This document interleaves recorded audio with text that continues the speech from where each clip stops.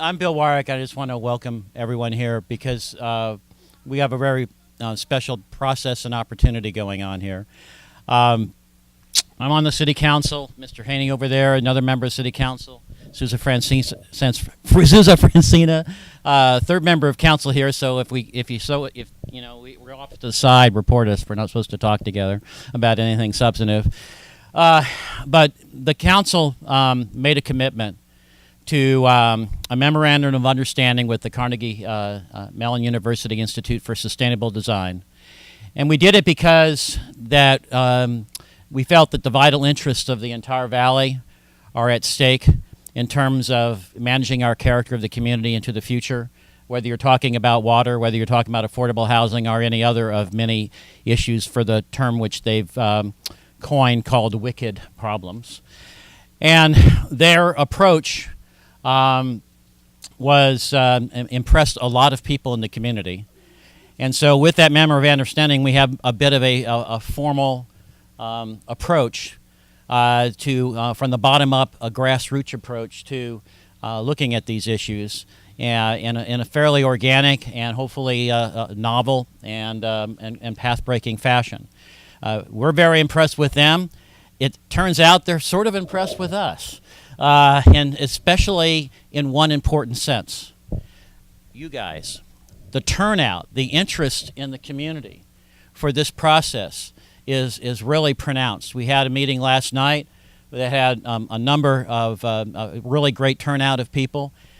You have a good turnout here tonight, and so this sense of commitment and interest from the community is really a foundation on which we're building this entire process that Cheryl is going to talk more to us about it. And another part of it, of course, is to having people like Heather and Lisa here willing to, the proprietors of this institution, I call it an institution, it really has become that, that are willing to step up and provide opportunities for these kinds of things to happen. Last night it was at Topa Topa Winery. And it really is an inspiring process to see and watch. And I think all of us that understand how critically important it is to manage our transition into the future, in terms of the threats to our character, as the opportunities for evolving our character. You know, this community has reinvented itself many times and in many ways. And I think we all embrace the need to continue to do that. And I think and this is part of a process that we're going to be hopefully continuing with to do that. And without further ado, because Cheryl has to catch a plane tonight, and she's the one that we really need to have plenty of time for, I'm going to turn everything over to Cheryl. So thanks for coming. Thank you. As Bill noted, this is kind of a phantom mic. It's not going to amplify me at all, but we're recording all the proceedings, so excuse the weirdness of the prop. My name is Cheryl, and I am an adjunct professor at Carnegie Mellon, and then I also own a design firm called Flip Labs. And what I've spent the last 10 years doing is helping communities of people transition and figure out how do we move from the place where we are to this place in the future we can see and define where we'd much rather be, right? And all of the complexity that's present in that. When I joined Carnegie Mellon, they had a whole division that they were beginning on transition design and starting a new program at the university. The woman who started that program, Terry Irwin, is my colleague. She's not here tonight. She is the head of the design school, which is where this program is situated. And she had this vision that we needed to train designers going forward in the future differently. If you look around at the world's problems, environmental ones, social ones, many of them are rooted in the objects and the processes and the services that people design, right? So all this plastic stuff we've got, we haven't thought about appliances and how those get recycled. We have, from a design standpoint, focused on solving short-term problems without having a systemic, contextual understanding of what problems are we creating, right? And so Terry's vision was, let's create a curriculum for designers so they can learn about systems thinking and their work can be rooted in a bigger picture, right? Meanwhile, I was out in the world of practice, spending about 9 years working on ending global overfishing, right? So pretty wild, complex, and broad issue. I worked in communities ranging from Lombok Labuhai in Indonesia to Santiago, Chile, to several places here in the United States, including Gloucester, Massachusetts. We've worked with folks ranging from fishermen who are Native Americans to people who run technology companies that serve the seafood industry, right? So there are so many different stakeholders to this global problem that our fisheries are 90% overfished or fished at maximum capacity, and we are running out of fish. That it's been a wild ride of figuring out how do you bring these very disparate stakeholders together and put them in a context where they can be creative and solve problems. How I got there was that I started as a journalist, interestingly enough, and I spent about 15 years writing about technology and business and ultimately people who solve problems using business strategy, so social entrepreneurs.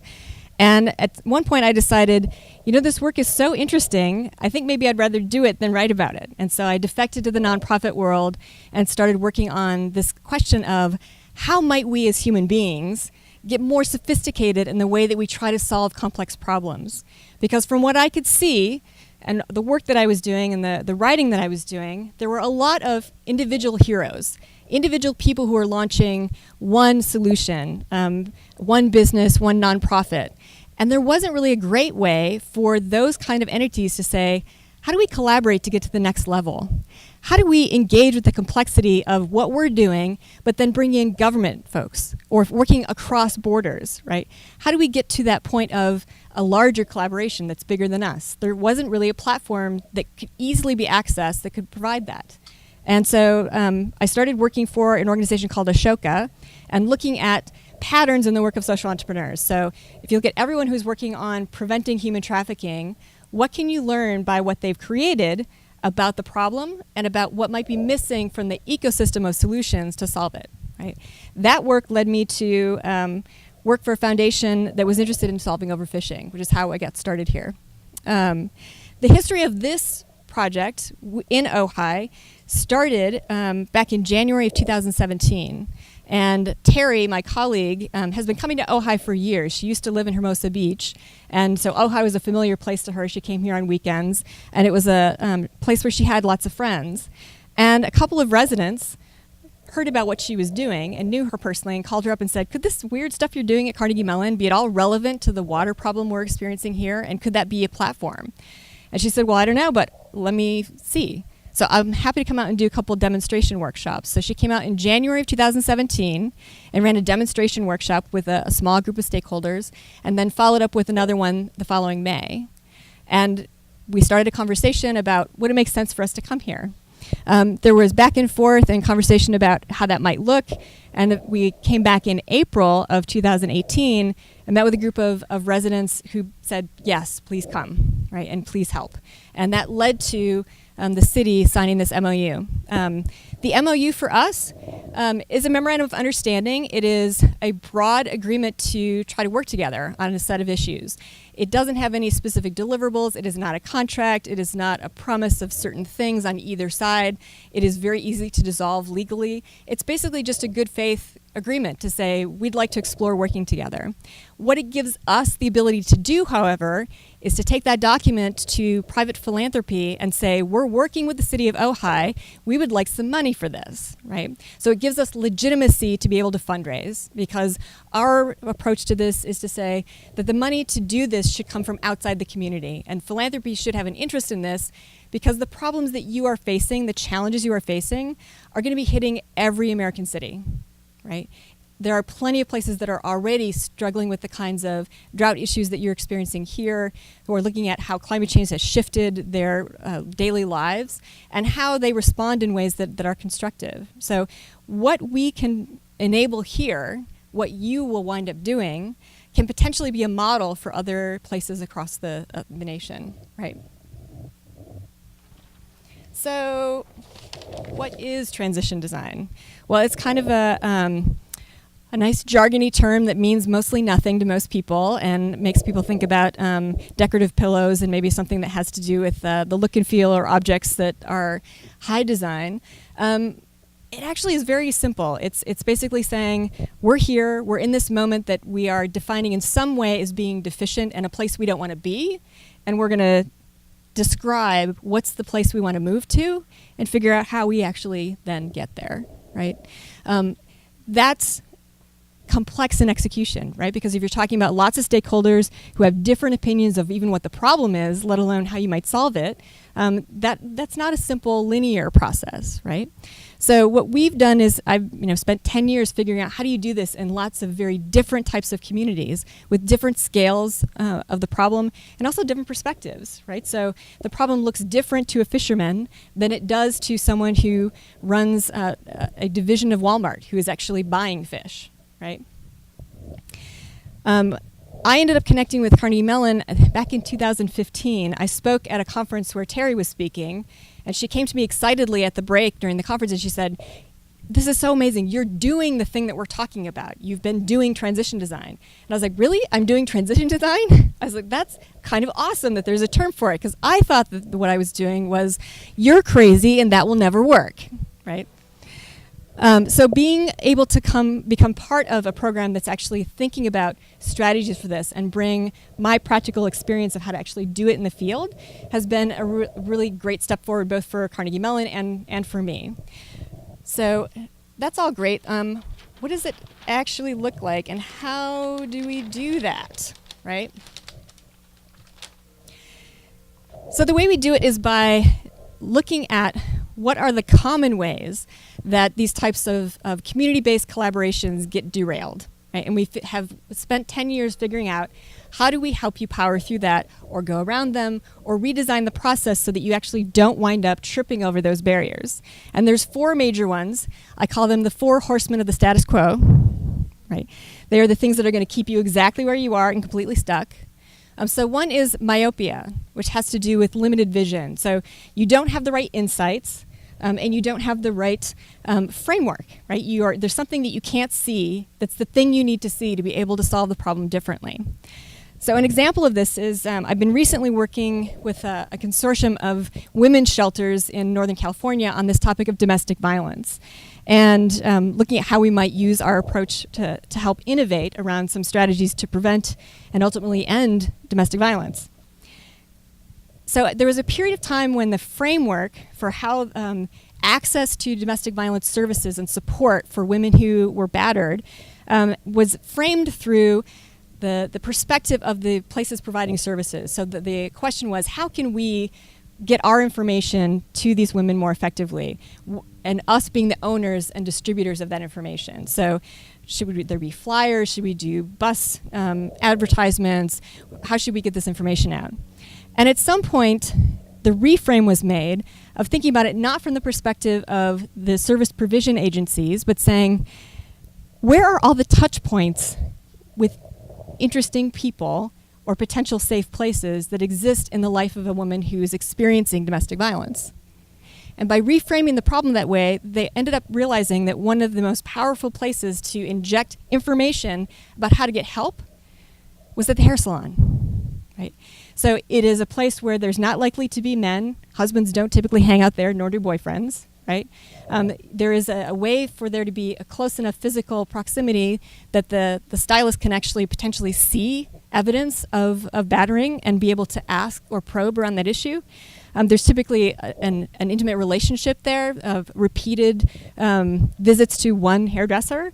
So by training hairdressers to recognize the signs of abuse and be able to give information about where to seek help, they started being able to intervene in a lot of situations where that information otherwise wouldn't have gone, right? So those are the kind of reframes and new insights that can stop you from getting stuck in seeing the problem one way, right? Because that tends to be how we all see it, right? We see the problem based on the very 2 shoes that we're standing in, and it's through our perspective. And some of what we have to become really facile with is this idea that we could actually shift perspectives, and we can see it from how it looks from some other person's perspective, and see where that kind of flip is going to lead us to different insights.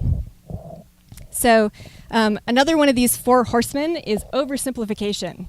We love to do this. This is just how we're wired as human beings. We like to make things very simple.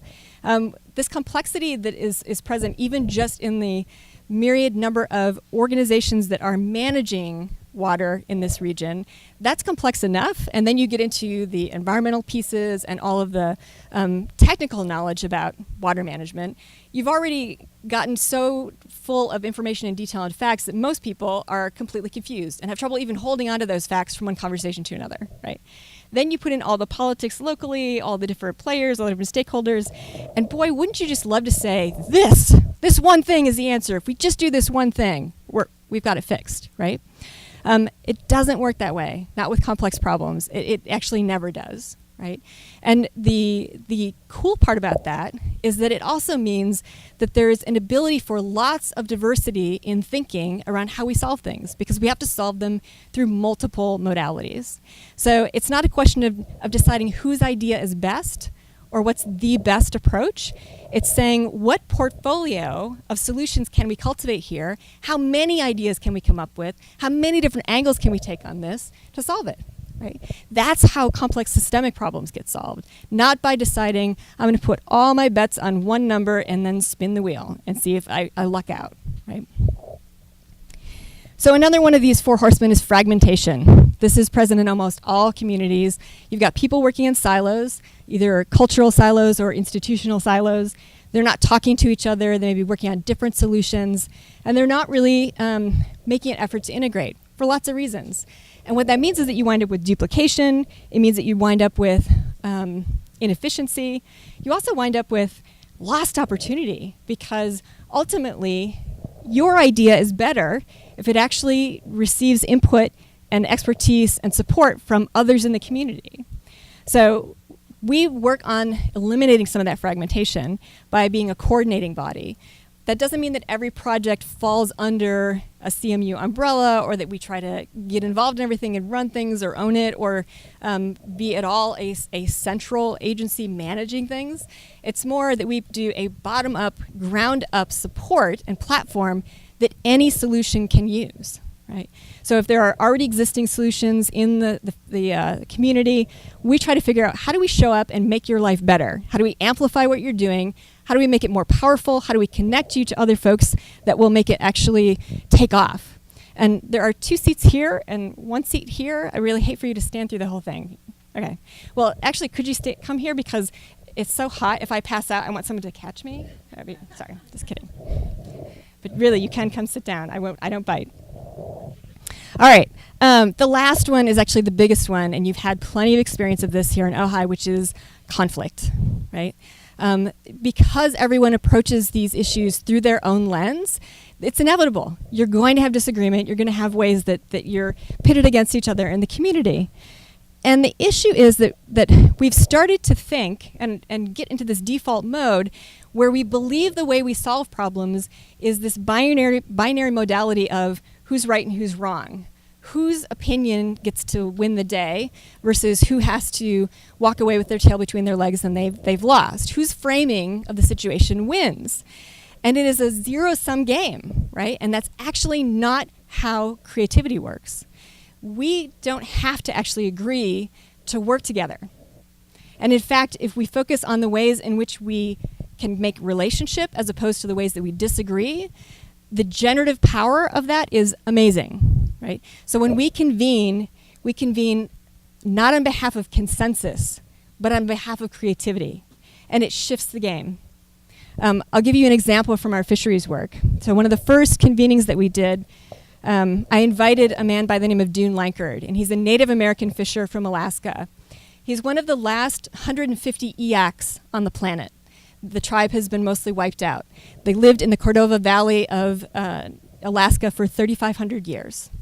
And the thing that actually was the beginning of the end of the tribe was the commercialization of fishing, right? So as soon as commercial processors moved into that area in that valley, they brought with them huge factories, and that were interested in hiring Native Americans or just undercutting their prices and putting them out of business, right? They also brought foreign workers and opium and alcohol and other outside intrusions into the tribe, which led to a lot of addiction issues. And ultimately, that was one of it was the beginning of the end, right? And so Dune has no love for fish processors, right? In his mind, they represent everything that was the beginning of the end of his culture, right? His grandmother passed away a few years ago. She was the last native EX speaker. His language is now officially dead, right? So at this meeting, there were fish processors, because we have to have the whole supply chain present if we're going to figure out how to fix some of the problems that are there. And one of the people that was in the room was a guy by the name of Jerry Connect. He is a seafood processor based out of Portland. And he grew up on the water. His family had owned this business for a couple generations. And he had a love of the sea, and he had a love of the environment. It manifested in a very different way from the work that Dune was doing, right? But these two were in the room, and they wound up on the same workshop team. And what I had them tasked on was coming up with new solutions to overfishing. And tasked on that problem together for 2 days, they ended up being able to have conversations about their histories, about their past, about what was important to them, as part of the exercises that they had to do to get to coming up with a solution. So at the end of those 2 days, one of the funders asked Dune, as one of the participants, kind of what he had gotten out of the 2 days. And he said, well, it's pretty interesting, because I wouldn't have thought that I was coming here to make friends. And in fact, I would have thought that I would have hated most of the people in this room because of my stance on processing and kind of what it's done to my life and my history, right?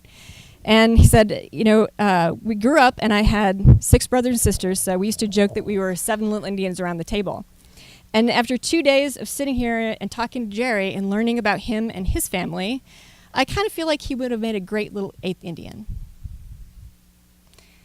So in the space of a workshop, going from this person is my mortal enemy to this person could be my brother, right?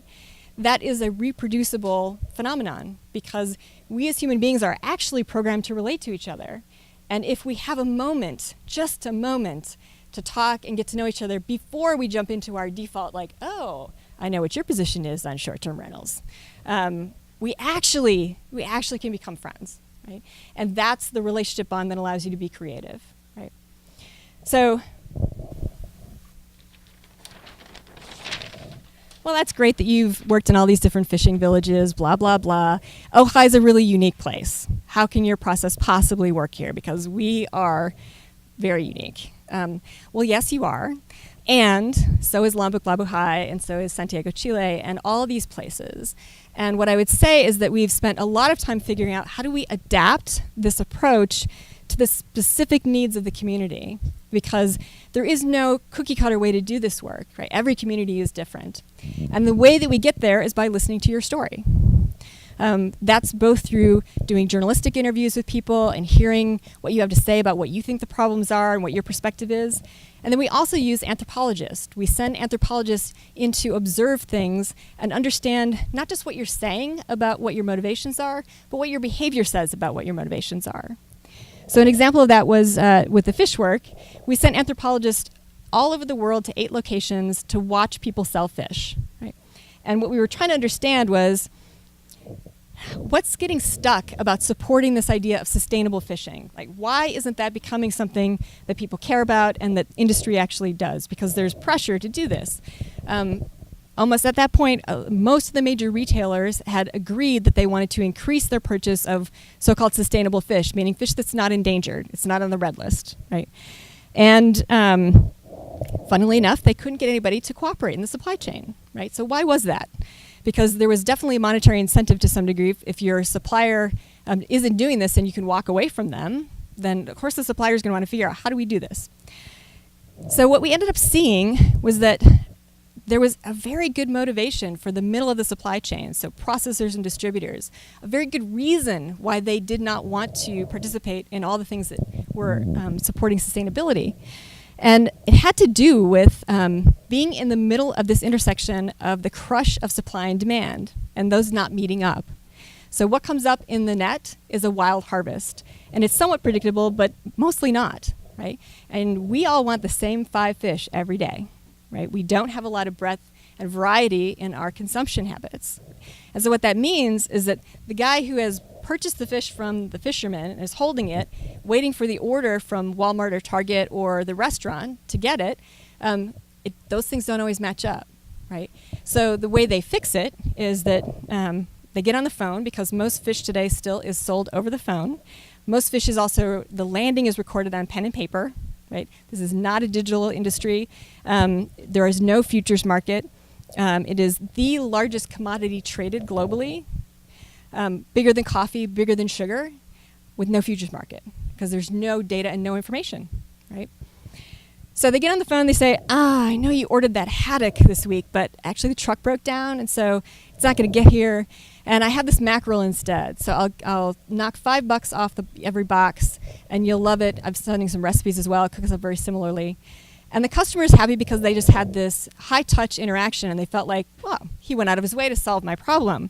And actually what's happened is disguising scarcity, right? That's the benign version of solving that problem. The not-so-benign version is just taking the skin off the fish and shipping it as whatever was ordered, no matter what you have in stock, right? This is how we get to a point where between 1/3 and 2/3 of all seafood is mislabeled, right? So how many of you here really like sushi? Okay, I'm about to ruin your evening. Almost 75% of sushi is mislabeled, right? And red snapper is only red snapper about 13% of the time, right? Usually it's tilapia. It's a lower value fish that can be substituted. That's a problem for you because as a consumer you're getting ripped off. But the bigger issue here is that a supply chain that has no veracity, that has no truth in its data and can't track data, is a really easy supply chain to exploit, right? So we annually harvest 97 million metric tons of wild seafood, and then there's an additional between 25 and 33 million metric tons of illegal seafood that gets into the legitimate supply chain, because it's really easy to hide if you're already in the dark, right? So you've got all the nonprofits who are interested in changing behavior in the industry. And for years, the nonprofits had this framing on the issue of the reason why the seafood industry won't comply with this idea of sustainability is that they just don't care about the ocean. They have this awful moral position of not caring, right? And what we need to do is shut those businesses down or find people who actually care about the ocean to run those companies. And actually, the issue was far more granular and rooted in the business model, right?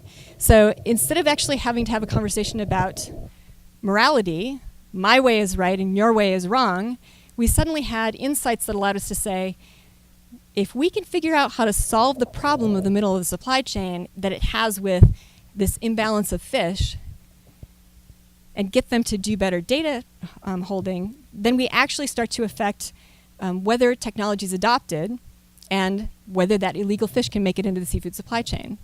So we've spent a ton of time working with companies to implement better technology and to adopt those kinds of solutions. And what it's meant is speaking a business language. What's the return on investment for putting this technology in, right? Because yes, it's a win for the environment, but it is also a win for you because you get data that you can sell your fish with. You can tell a story about the fish, right? So that shift in thinking came from learning the stories of the people who were in the system. There are so many pieces of your story that have not been told, right? So many of you who are feeling unheard, and so many perspectives that are not informing the conversation that underlies all the solution. So our goal would be to say, how do we take those perspectives that are currently in the margins, the things we're not hearing, the stories that haven't been told, and bring them to light? And finding out that there are insights there and ways to reframe that can help you think about the problem differently.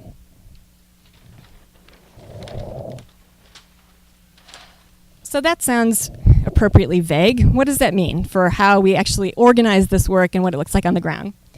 So hopefully you picked a handout up on your way in. If you didn't, hopefully you can see at least pieces of this. I know it's not as large as I would like it to be.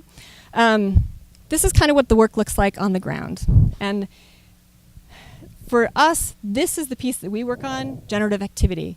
We are going to be convening a process that allows hundreds of Ojai citizens, Ojai residents and folks from the area to participate and to talk about what matters to them, to help frame what some of the solutions are, and to participate in actually executing some of those solutions. Where we are right now is at the beginning, sense making. So we are right now interviewing folks and trying to understand, if we were going to pick 3 threads of the most important challenges that are facing, that are crisis issues right now, what would those be? We're having that conversation. That will lead to research. So the kind of research I talked about of sending anthropologists into different parts of the community to really deeply understand mind states and motivations, as well as research about aspects of the problem. So if we're talking about affordable housing, we're going to be really curious about how have affordable housing solutions worked in other cities that are similar to Ojai, or in places in other countries, right, that we might learn from. So that's part of the research as well. We entered this phase called design, and it's a series of workshops. Part of what's different about this approach is that a lot of applications of design to solving social problems or environmental problems in the past have looked like professional designers come in and they are the ones who hold all the power, and they interview you and get information, and then they come up with these great ideas and hand them back to you, right? And then typically what happens is those things don't get implemented because they weren't the idea of the community that they were handed to, right? So what we do is say, designing is a fancy word for creation with intention. And you all do it all the time. All we have to do is queue up and facilitate a process that walks you through that more effectively and in groups, right? So that your ideas can benefit from the contribution of others from the community. So the thing about this work is that it makes the community the leaders of the work. You will be telling us what's important, what you think the solutions are, and what you're willing to do about it. Right? So this is not a top-down process of Carnegie Mellon coming in and coming up with a strategy and telling you how you're going to solve your problems. It is you telling us what you need from us to solve your problems yourself. Right? The other piece that will be happening at the same time as the design is this process of visioning. And what I mean by that is not just, here's our list of the 10 goals that we'd like to do, or even things like, well, let's solve the water problem. It is asking the question, what do we want Ojai to look like 20 years from now? What is this community to us, and what values inform that? How do we take the sense of community and commitment and love that was part of the response to the Thomas Fire and make that part of every day here? What would that look like, and how would we get there? Right? So this process actually is cyclical, and we keep doing it and keep adding to it. So we'll do a round of this and come up with a draft of the vision. We'll be using that to manage how we think about the design work and how we think about who we recruit to work on the problems that you're looking at solving. And then we'll keep iterating it, right? So this will become something that has input from the community at a mass level. And it will be something that becomes the true north of Ojai and then guiding the work itself. We would see doing this work in a sense that you could spend 3 years talking about this and coming up with iterative visions of what Ojai is that would be informed by what's happening on these projects, what succeeds, what fails, right? And how new generations of Ojaians, as they move into positions of having a voice, start to add to the picture, right? And also how you're responding to how circumstances change, because they will. So what these things generate are in 2 areas. One is this blue sky imagination space, which is asking big picture questions. What does resilience mean for Ojai? What are the components of that? Right? What does it mean for Ojai to be a resilient community? And it's also asking for there to be all kinds of contributions from from residents who are already here to this issue that may have nothing to do with Carnegie Mellon. There may be conversations that come out of this that start to look like, what would it look like to do citizen science here, right? And how would that inform the connective tissue of the community and the crossover between generations, and how the curiosity of the community is stimulated about the environment around them? And that may be something that actually just starts in one of the schools and has nothing to do with CMU, but came out of the process of people thinking intentionally about what are the values, what's the vision, and then what's my picture, what's my place in it individually, right? The other piece here is actual formal projects, right? And there's a whole mess of things going on here on the ground level. And this is kind of where I've lived the last 10 years, getting my fingernails dirty in communities working on very tactical stuff. There's already things happening. So one of our challenges here is to hit the ground running and identify what are the existing initiatives around these different challenges, and how do we show up and say, how can we be of service, right? What can we contribute to your work to amplify it, right? What missing piece could we potentially provide? And then this process of visioning and design will then create new ideas that become incubated projects. So these projects are incubated by the Carnegie Mellon process, by Transition Design. And what I mean by incubated is that we raise money so they can happen, right? So one of the goals for this type of initiative is to say, the point of this is not for CMU to come park itself in your community and make money off your problems. That's not the point, right? This process costs money, and our goal would be to use this process to raise money for projects that go into the community that is an order of magnitude bigger than what we spent on the process. Right? So an example of that in the fisheries work is that all of the work that we do on traceability technology, so that's tracking products in the seafood supply chain. It's figuring out how do we stop this from being a black hole where we don't have any idea what fish it is we're selling and what's being taken out of the ocean. We started that work with a report that we spent $25,000 on, and we researched what are all the ways that a middle of chain player, so a processor or a distributor, what are all the ways they could either make money off having better data or save money off having better data. So what would it mean for the industry, and what's the upside for them of making this shift to having better technology?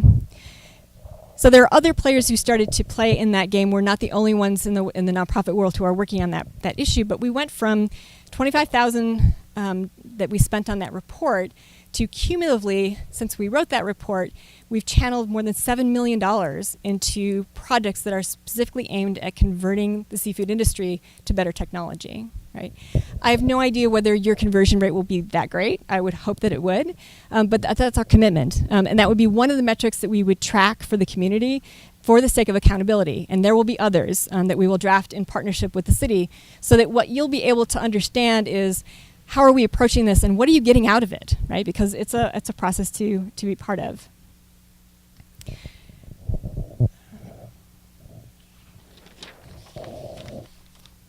So what is in it for Carnegie Mellon, and for me as a professor at the university, but also as someone who's the business owner who's going to be involved in the execution piece? So for Carnegie Mellon, this is back to Terry's vision of creating an educational curriculum that teaches designers how to think differently. And our vision would be that over the number of years that we're engaged here, because we hope it is years, student designers help out in all kinds of ways, and they get to meet community members, they get to design pieces of this equation, they get to do some storytelling, and they get to see how a complex systemic problem can be addressed, and how their work as designers can be part of that.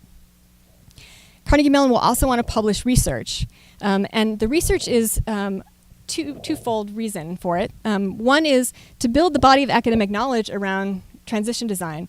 It's kind of a new area of academic focus, and the more that we can start to track successes, failures, learning, the bigger that field will be, and the more people we can get interested in thinking this way, right? If you think about how we wind up in this place of these problems spiraling out of control and being complex problems, a lot of it begins with us not having the capacity and not being taught how to think systemically, right? So if we're able to increase the number of places that care about this as a discipline, you can imagine one day that maybe there won't be a need for projects like this, because everyone will have that kind of thinking accessible to them, right?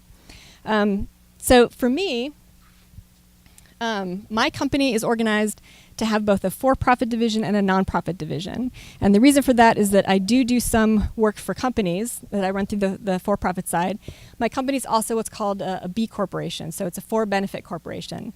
What that means is that I go through a vetting process every 3 years and prove that what I'm doing as a company has social benefit to it. And I basically sign papers that say that the point of my company existing is not to enrich myself or stakeholders or shareholders.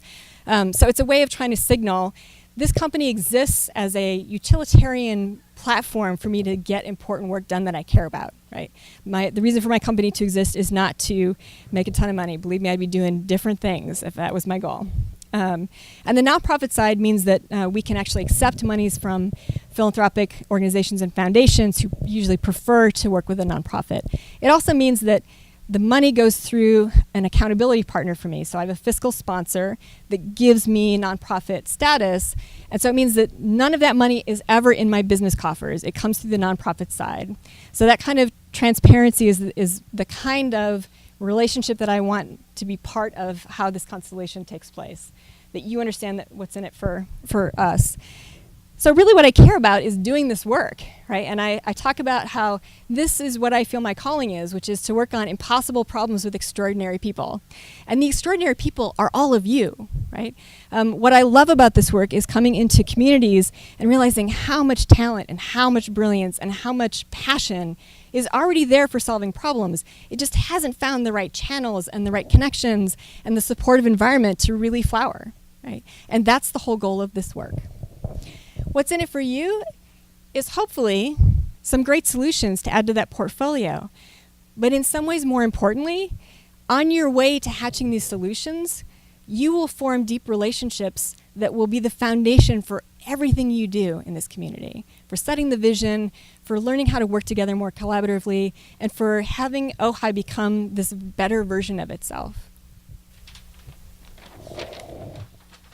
So what is our commitment? On the CMU side, as I said, we're hoping to do this work for many years. The commitment is to say that part of the benefit of rooting this in an academic institution is that the longevity is really there. Like you can go through generations of students and multiple series of faculty, and it's still potentially rooted in this hub that's supporting the research, that's supporting the contribution from the university side. This commitment is only valid as long as we have an invitation. And so part of what we work on is ensuring that we earn that trust and that we maintain it, right? So our commitment doesn't mean anything if you guys don't want us to be here. If you decide you don't want us here, we go away. It's pretty simple. And personally, my commitment is that this kind of work is absolutely a journey. And it is a difficult one. I'm not going to lie, there are places of this that will feel really uncomfortable. Most people don't like change, particularly change that means that the things they like about their life might shift, right? Those are hard things to go through, and it's potentially painful. I have this phrase that my grandmother used to say, which was journey mercies, and she used to use it when I would come home from college to visit, and before I would go back to school, or when I lived in California, I would fly home to Michigan and then be ready to come back to California. She would insist that before I left, everybody who was in the room, my whole family, would join hands, and she would say a prayer, and she would ask God for journey mercies for me. And from her perspective, it was, can God look out for her, please, and have some things go her way. I think about it a little differently. I had some journey mercies on the way here. I had one of those terrible tight connections and then a delayed flight, so you're landing at a gate that's over here and you have to run down the really long hallway and down 4 turns and get on the tram and try to get to your gate before the flight leaves. And I made it, but I only made it because when I landed in Phoenix and they made the announcement about there's some people with some tight connections, so could you please stay seated if you're not connecting, which usually people widely ignore. The woman next to me saw me frantically paging through the in-flight magazine to find the map of the terminal, and she said, "Honey, do you have a connecting flight that's pretty close?" And I said, "Yeah, I have. My flight is already boarding." And so she said, "Here, I'm going to stand up and you can scoot into my seat, and then as soon as they open the doors, my husband will stand up and you can get out." And so she did, and I got out into that aisle and made it up to the front of the plane and got off in like record time and ran for the gate and made it. So to me, journey mercies are those little bits of kindness that we show each other along the way that make things easier, right? So my commitment is to cultivate a container that creates that on my side as well as on your side, right? that story was coming to me on the plane, in part because my grandmother passed away this past weekend. I'm headed from here on the red-eye flight to make it back in time for her funeral. She died at 101 years old. She started joking when she was 93 that she really shouldn't buy green bananas anymore because she might not be around to eat them. But she outlived that prophecy by multiple years. And so I will also offer to you as my commitment that I have my grandmother's tenacity. And so you will have to kick me out of here if you don't want me here, because we can outlast these problems together. So happy to answer any questions you've got.